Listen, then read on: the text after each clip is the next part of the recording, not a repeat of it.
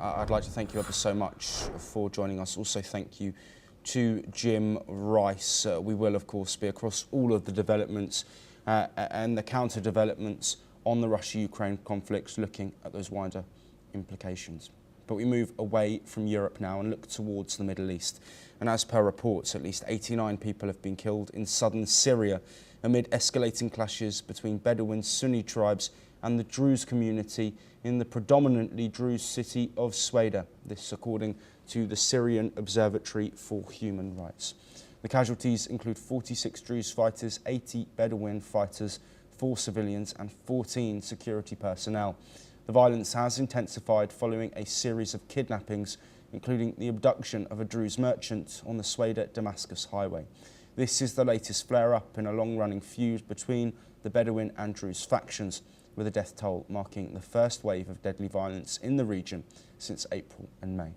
In response to the violence, Israel's military has launched airstrikes targeting several tanks in the Sweida province. Israeli Defense Minister Israel Katz stated that the strikes were a message to the Syrian regime, underscoring Israel's commitment to defending the Druze community, which has significant representation in Syria, Lebanon and Israel, particularly in the Golan Heights. Well, joining us to discuss this developing situation is Jordan Cope, a Middle East affairs expert, who is joining us from Dallas. Jordan, thank you for being here with us today. Let's look at some context on this situation first. Of course, the Syrian regime of Bashar al-Assad overthrown, and the new regime promising no violence, promising an easing of tensions. But can you just provide some context on this flashpoint area within Syria and why fighting is still ongoing?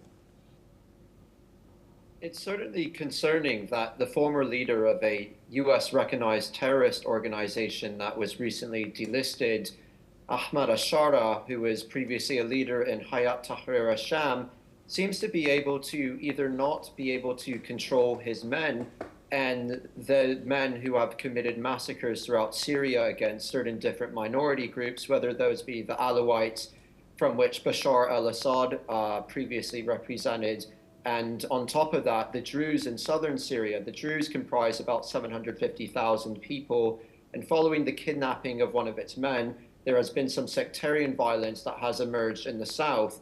Now, many of Syria's Druze, as well as many Alawites in the country, fear prospects of future ethnic cleansing, given the fact that Ahmed al-Shara's Syria is ultimately now a product of a regime that has now consisted of many members of Hayat Tahrir al-Sham, a Salafist Sunni terrorist organization that has since rallied support from Bedouins in the south who have since committed attacks and contributed to sectarian violence.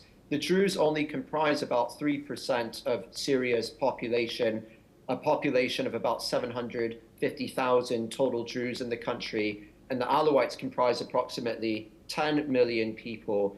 And so the balance of the balance of power between the sects under the Assad regime now being gone certainly opens up a vacuum that could threaten different minorities.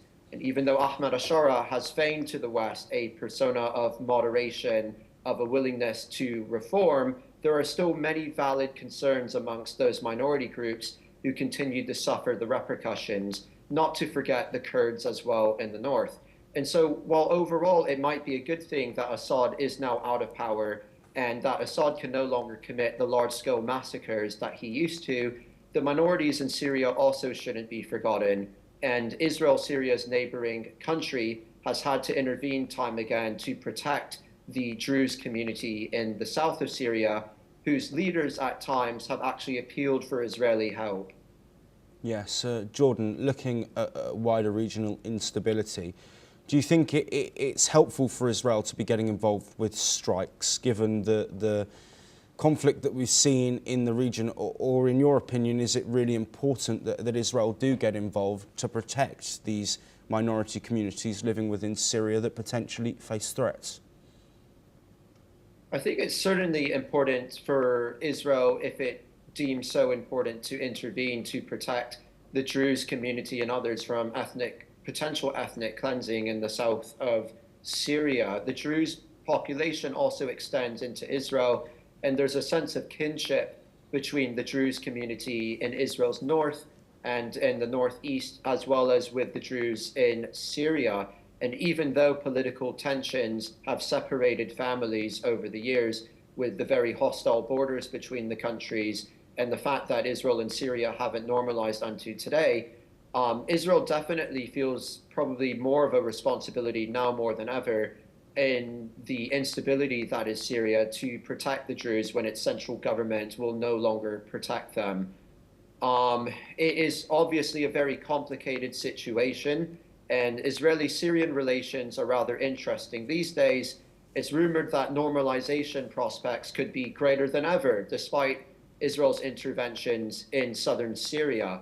It seems that Syrian officials, such as even as high as Ahmed Ashara, have recently met with figures as high in Israel's political sphere as Tzachi Hanegbi, the head of Israel's National Security Council. And furthermore, Israeli and Syrian officials will be meeting this upcoming weekend in Baku, Azerbaijan.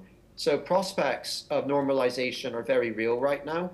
It's to no coincidence that the United States recently removed sanctions from Syria. And on top of that, even went as far to undesignate Hayat Tahrir al-Sham as a terrorist group, which is a very bold move. And so there's a lot of moving pieces right now in the Middle East, but Israel and the Druze people are rightfully concerned about some of Ahmed Ashara's forces who have been killing and arresting members of the Druze community, and not just doing it in an already uncivilized manner, but making this a clear national and religious struggle, chanting Allahu Akbar, claiming that these lands are Arab lands, and making clear that they're not Druze lands, and making the Druze population probably feel very unwelcome, even though they are belonging generally to a type of Islam, one that is considered heretical by many Sunni Muslims throughout modern-day Syria. Yes, Jordan, thank you ever so much for providing that context and insight. You will